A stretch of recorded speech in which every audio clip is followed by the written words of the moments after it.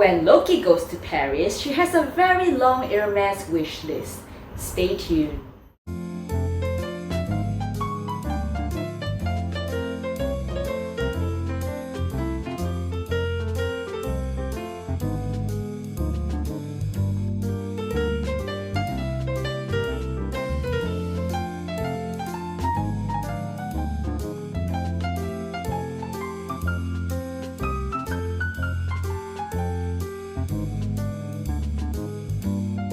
Hi luxurious queens, welcome back to Life with Lokie, and of course I love chit-chatting about Hermes and everything related to it.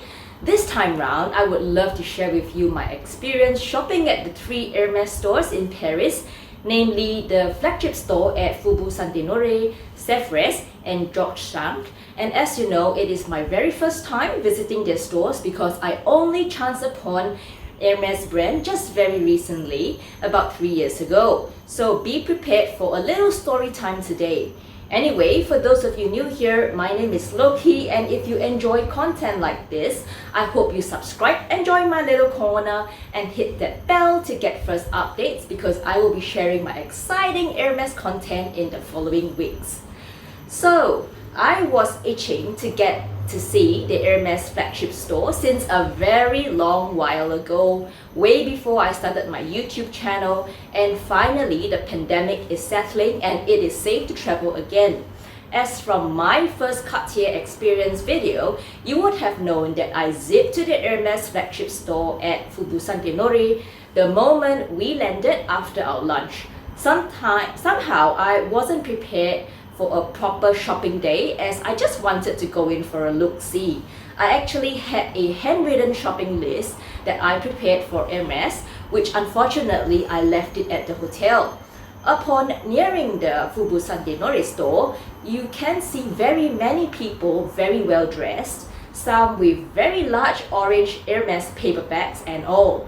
This got me really excited as I finally managed to see the store in person. Anyhow, we reached FSH around midday and there was no queue outside. We were greeted very warmly by security and of course the compulsory hand sanitizing. I don't recall anyone asking what we were after, but I do recall that the shop was very busy. Honestly, I was blown away by the floor-to-ceiling bags on display. And you have, from the mini Lindy's, to Kellys and Birkins in all colors, all leathers and even exotics like Dobby, crocodile and lizards. I was like a kid at the candy store, except that I knew that I couldn't buy a bag at this candy store. I even saw the new bags like the Hermes Guitar in many colors and the Hermes Della.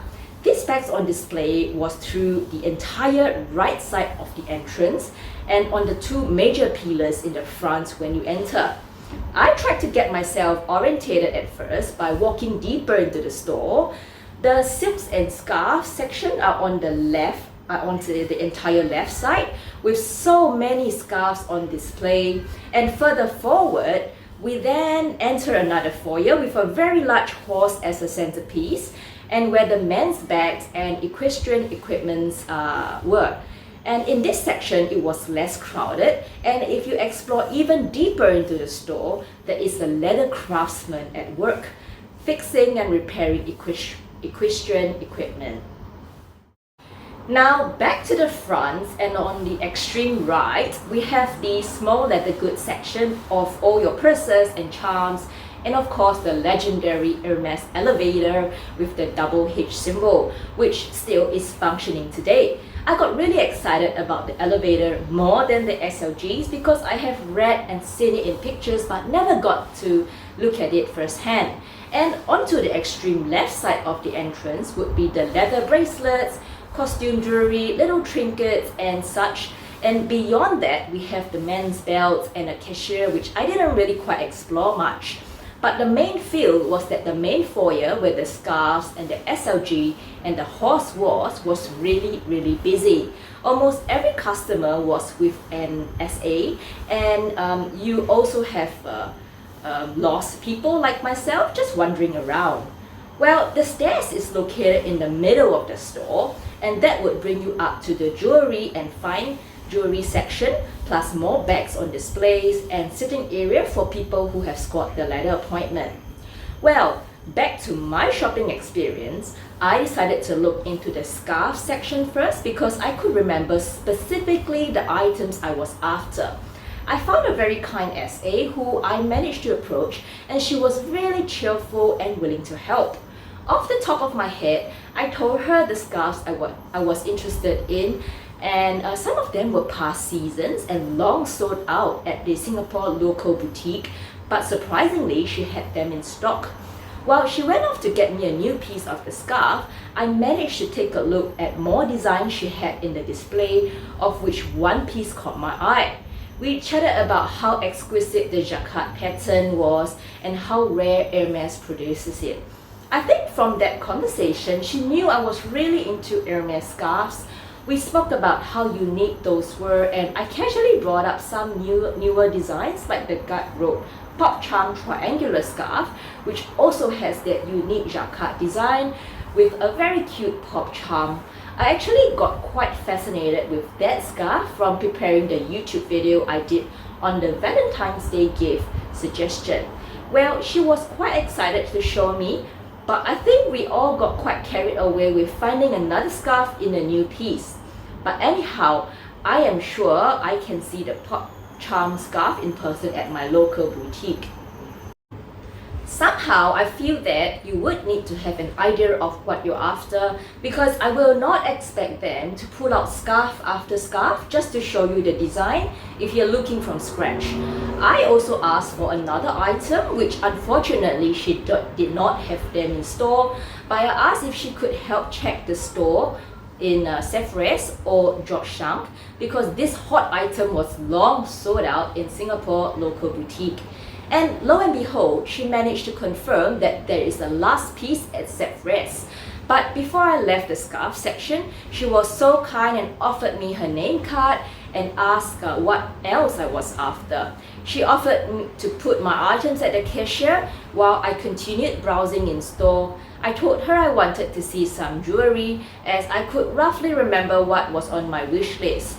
I expected her to just point out and direct me to the next department, but she was so kind and led me upstairs and personally handed me over to her colleague in the jewelry section.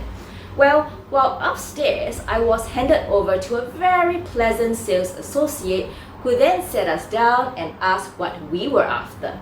Thankfully, I could remember what I was after and told him about it.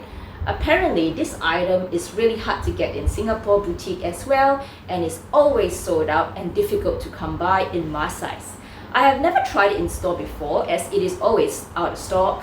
Well, he asked me about my size, but because I really have not tried Hermes jewelry before, I told him I am completely new. Well, he was very understanding, kind, and very willing to help me out with sizes. He had a few designs on his tray, and together we found out that I could fit an Hermes size 46. In fact, he was quite shocked I could fit the size 46, as he has never seen any customer in FSH able to fit a 46 before. He then suggested another ring design and told me it is a super hard to get item and always out of stock at the FSH boutique. And since I'm a smaller size and he did have them in my size, he suggested it's a good buy. And of course, I got the hint. We had a lot of fun at the jewelry section, and I asked many questions about Hermes. I was impressed with the store interior and asked him about the Hermes lift, which he was so excited to share about as well, although it was not about jewelry at all. And he told me about the history of the first Hermes boutique. It was a very short encounter with the jewelry sales associate, but definitely a very memorable one, after which he asked if there was anything else I was looking for. This time, I wanted to look at the shoes section. I had a few things on my list and I wanted to have a look. He then walked us to the shoes department and handed us over to his colleague while he placed our items at the cashier together with the rest of the purchases. The shoes department was much busier than the jewelry and very short-staffed. I managed to walk through the shoes on display but didn't quite manage to find what I was looking for. We waited for quite a while before a sales associate came by. Unfortunately, the shoes I was after was not in stock, and another one which I was eyeing really didn't sit well in terms of the shape. Probably it was a long day or the SA was overwhelmed, but it felt very transactional with the shoe SA, and I did not connect with him at all. Since there was nothing else I was interested in, I quickly thanked him and left. While on the way down, I bumped into the lovely scarf SA again, and she asked how everything was. I updated her that there wasn't stock for the shoes, and again she asked if I needed any more help, as I looked lost and wandered out from the shoes department. I was kind of cheeky and asked if she could get me a picotin, and she mentioned about applying for the leather appointment. She also mentioned that Saturdays will be really busy, so it will definitely be hard to get one. I thanked her profusely and reassured her that it was only my first day in Paris and I have lots of time. She then led me to the cashier, and that ends my first visit to Faubourg Saint Honoré. Although feeling quite tired, I almost gave up going to Sevres, but my husband suggested we make a trip there straight after, so we zipped over to the Sevres boutique to look for the scarf which I have been hunting for the longest time. We were greeted very warmly at reception, at the security section, and apparently at the Sevres boutique, there will be a staff who can help you find a sales assistant and guide you through your shopping journey. However, I think I skipped right past him as I was blown away by the beautiful interior. Did you know that the Sevres store used to be the Lutetia swimming pool? Now, this swimming pool was built in 1935 and listed as a historic monument since 2005. And did you also know that the pool is still preserved and is covered by composite floor slabs supported by light structure? So effectively, the pool is still within the store. Well, the entire store gives a very spacious, bright and light airy feel with natural sunlight streaming down. The passageways on the upper floors were formerly reserved for the pool's bathing cabins, but now the walls of the passageway are adorned in beautiful, colorful, aquatic-themed murals by artist Matthew Cosset. Well, in the center stage, the three large ash hearts with beautiful curves are all self-supporting structures, and they house Hermes home, tableware, furniture, jewelry and watch collections. I took a while to absorb the beauty of the place, almost forgetting what I was there for. Downstairs, this level has the shoes, ready to wear on the left, and SLGs and bags to the right. It was rather spacious with lots of sitting area around. All the SAs were busy with customers, so I managed to take a sneak peek at some shoes and even try on a few shoes I was eyeing that they didn't have at the flagship store, but I was unable to get the attention of the SA. I gave up and went back upstairs where the scarves were, because ultimately I was there for that particular scarf. So my husband and I waited by the display cases of the scarf, hoping an SA would be free to help us. However, it was a pretty long wait, and somehow we were offered a drink while waiting. I managed to capture a few very exquisite scarves I have not seen before. I think it looked very intricate with like some beading and sequins, which is completely new to me. And it looks so delicate. Only after a while did the greeter SA realize that we had slipped past him and quickly organized a sales assistant for us. But anyhow, we were actually quite happy to wait and admire all the gorgeous scarves near the entrance. Somehow, through the glass case, I managed to locate the scarf I was after, which made the job of the SA so much easier.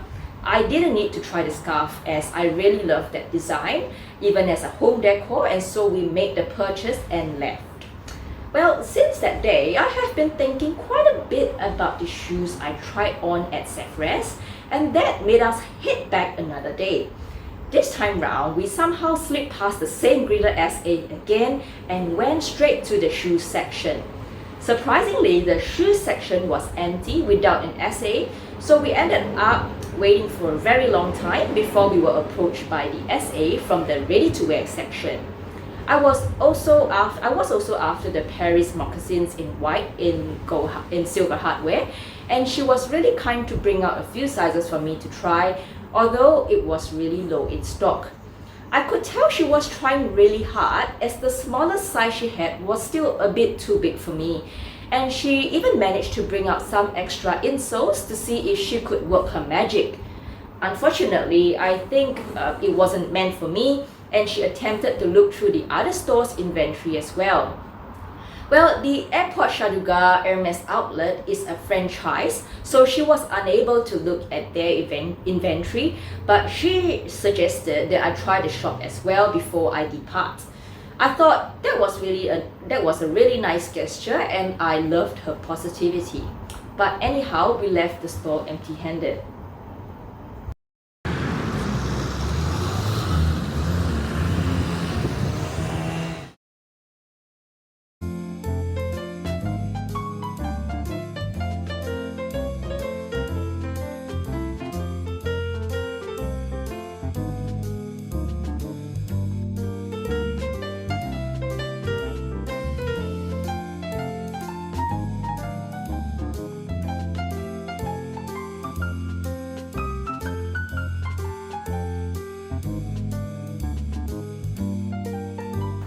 Now, let's talk about the George V store.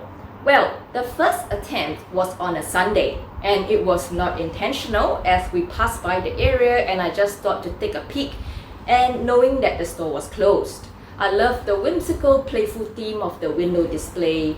However, later in the week, we managed to pop by the store for real. It was mid-afternoon, sometime after we visited the Dior La Galerie exhibition, and somehow we were asked to wait in line outside the store. It seemed like perhaps the store capacity was full, but we were ushered in 2 by 2. Of course, after the security and the hand sanitizing, same like the Sevres store, a greeted SA asked what we were after. This time round, I was looking for belts and also the shoes and the bag charm. Well, the George V store is way smaller than I thought, with the cosmetic section right in the front, and the belt and hats to the extreme left, and I can't quite remember what was on the right side, perhaps some display shelves of bags. We waited a very long time, and we were just standing there where the belt section was, as the SA was busy with another customer. But I thought they could have at least offered, some refreshments. Well, we were finally approached by an SA where she was unsuccessful with locating the belt and buckle for us, as it was out of stock, and apparently she has not seen that before. So I asked to see the shoes. She brought us up the spiral stairs, and it was the shoe section. I told her the shoe design I was after and the bag charm I was after, and same thing, they had no stock. She explained that stocks has been very low for them, and as a last-ditch attempt, I also casually asked if she had any picotines. She also replied with the same no, and the stocks were very low. Well, she was polite, but I guess I really did not connect with her. Ultimately, we thanked her and scooted off downstairs, where we explored the shop by ourselves. Deeper into the store on the first floor were the scarves and the silk section, and further in was the leather bags displays. I managed to catch a section within the leather department of the customizable Hermes Kelvin and Bastia wallets, where you can hot stamp your initials and a symbol of choice. Well, I've only seen it on the website, but to see it in person is a different experience. Now, back to the FSH store on a separate day. We were hoping to chat with our scarf SA from the first day to look for some leather bracelets and to discuss with the Hermes spa department about some of my vintage Hermes bags. We couldn't find our original scarf SA from the first day, but we were attended to by a very helpful SA who was somehow at the scarf section. It turned out that she belonged to the leather jewelry section, which turned out perfect for me as I was after some leather bracelets. I was open to very popular colors and even exotic leathers for the CDC, but she didn't have them in my size. I think she showed me a bright green with gold hardware in crocodile, but that didn't quite suit my preference. She then suggested the slimmer CDC version, which I was more than happy to try. She showed me one in cray, but this was a size larger and did not fit me. I was getting quite hopeful somehow. Well, the SA then tried physically looking for stock downstairs, but only managed to bring out an orange bracelet in my size. Unfortunately, I really felt I was running out of luck and thanked her for her time.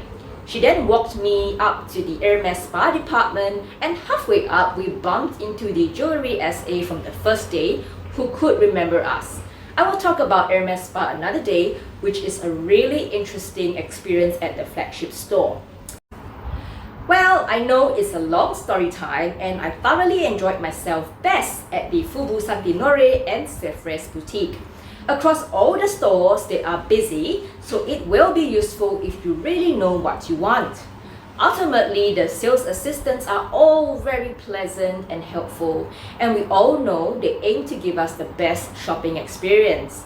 I guess I went after Paris Fashion Week, and I did read on the Purse Forum about stocks running low over a few departments leading up to the dates I was going to be in Paris. So I was kind of mentally prepared anyway, not to be able to purchase some items. Well, it can feel quite draining and exhausting getting a no as a reply time and again, but I know not to settle for things that didn't suit me or sizes that were not right. Ultimately, Hermes will still continue to make them, and they are not limited edition. After all, maybe I will get lucky at Hermes another time. Well, I managed to look at all those stunning bags in person, which is truly a dream come true for me. And I also managed to score some really gorgeous Hermes goodies, which I will share with you next video. I hope you enjoyed today's the video's snippets I managed to take in store. If you haven't been to any of the 3 stores like myself, I think it will give you a heads up on what to expect both physically and mentally. Thank you for joining me today, and do remember to subscribe. Take care, Queen!